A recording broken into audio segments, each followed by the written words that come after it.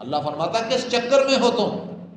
اگر میں چاہوں تمہاری روزی بند کر دوں، روزی تمہاری کہاں سے آئے؟ کوئی روزی نہیں لا سکتا۔ اور تجھے پوری زمین میں پھیلا دیا گیا ہے، آخر اس کے سامنے ہی جا کر پیش ہونا۔ کوئی کہاں رہتا ہے، کوئی کینیڈا میں ہے، کوئی امریکہ میں ہے، کوئی سعودی عرب میں ہے، کوئی پاکستان میں ہے، کوئی انڈیا میں ہے، حشر کہاں ہوگا؟ یہ بھی ذرا اپنے ذہن کو صاف کر لیں۔ عام مشہور یہ ہے کہ عرفات کے میدان میں حساب و کتاب ہوگا، نہیں، ملک شام میں ہوگا۔ جو حشر کا میدان ہے وہ کہاں ہوگا؟ ملک شام میں ہوگا حشر۔ اور سب کو جب اکٹھا کیا جائے گا قبروں سے باہر آئیں گے۔ عام ہمارے لوگ کہتے ہیں عرفات میں، عرفات کے میدان میں نہیں ہوگا۔ کہاں ہوگا؟ ملک شام کے اندر حشر ہوگا۔ ہاں، اللہ آواز دے گا، سارے لوگ وہاں اکٹھے ہو جائیں گے۔ اب ذرا اس کا ترجمہ سنیں، پھر اس کی قدرت کا آپ کو پتہ چلے گا۔ اللہ فرماتا ہے هو الذی جعل لکم الارض ذلولا، وہ ذات ہے جس نے بنا دیا تمہارے لیے زمین کو فرش بنا دیا۔ فامشوا فی مناکبها، چلو اس کی راہوں میں۔ وکلوا من رزقہ، کھاؤ اس کے رزق سے۔ والیہ النشور، اسی کی طرف جی اٹھنا ہے، آخر اس کے سامنے پیش ہونا ہے۔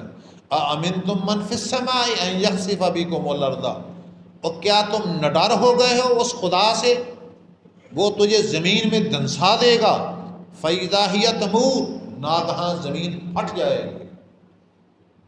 آمنتم من فی السماء، کیا تم نہ ڈر ہو گئے ہو اس سے جو آسمانوں میں ہے۔ ان یرسل علیکم حاصبا، یہ کہ بھیجے گا اوپر تمہارے پتھروں کا مینہ، یہ پانی نہیں آئے گا، پتھروں کا مینہ آئے گا۔ فَسَتَعْلَمُونَ كَيْفَ نَذِيرٌ، ان قریب جان لو گے تم کیسے ہوگا میرا ڈرانا۔ وَلَقَدْ كَذَّبَ الَّذِينَ، البتہ تحقیق جٹلایا ان لوگوں نے جو ان سے پہلے تھے۔ ہم سے یہ مشرکین مکہ کو کہا جا رہا ہے کہ تم سے پہلے قومیں جو ہیں انہوں نے جٹلایا، اللہ نے ان کو عذاب میں مبتلا کر دیا۔ نوح علیہ السلام کی قوم نے جٹلایا، اللہ نے ان کو پانی میں غرق کر دیا۔ ہود کی قوم نے جٹلایا، اللہ نے ان پر ہوا کا عذاب بھیج دیا۔ لوط کی قوم نے جٹلایا، اللہ نے ان کے اوپر پتھروں کا مینہ برسا دیا۔ کیسے کیسے ان کو عذاب آئے، سخت عذاب ان کو دیے گئے۔ وَلَقَدْ كَذَّبَ الَّذِينَ، البتہ تحقیق جٹلایا ان لوگوں نے جو ان سے پہلے تھے۔ فَكَيْفَ كَانَ نَكِيرٌ، کیسے تھا میرا عذاب۔ آگے اللہ فرماتا أَوَلَمْ يَرَوْا إِلَى الطَّيْرِ، اور کیا یہ پرندوں کی طرف نہیں دیکھتے جو ان کے اوپر ہیں؟ صَافَّاتٍ وَيَقْبِضْنَ، پر کھلے بھی ہوئے بھی ہیں، سمیٹے ہوئے بھی ہیں۔ مَا يُمْسِكُهُنَّ إِلَّا الرَّحْمَنُ، ان کو خدا ہی روک رہا ہے، خدا نے ان کو روکا ہوا ہے۔ انہ بکل شیء بصیر، وہ ہر چیز کو دیکھنے والا ہے۔ یہ نہیں ہے کہ اللہ نے پیدا کر کے ایک طرف بیٹھ گیا ہے، کوئی چیز اس کی نظر سے مخفی نہیں ہے۔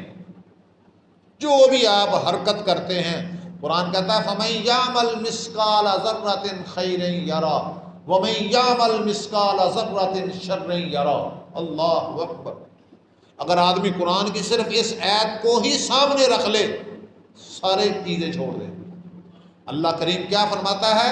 تو ذرہ برابر بھی جو نیکی کرے گا قیامت کے دن تیرے سامنے آ جانی ہے، اور تو ذرہ برابر بھی جو برائی کرے گا وہ بھی قیامت کے دن تیرے سامنے آ جانی ہے۔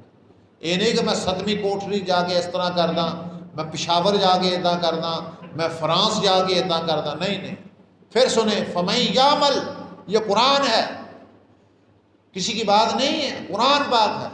فَمَن يَعْمَلْ مِثْقَالَ ذَرَّةٍ، ذرہ برابر خیر نیکی کرے گا وہ تیرے سامنے آ جائے، ذرہ برابر برائی کرے گا وہ بھی تیرے سامنے آ جائے۔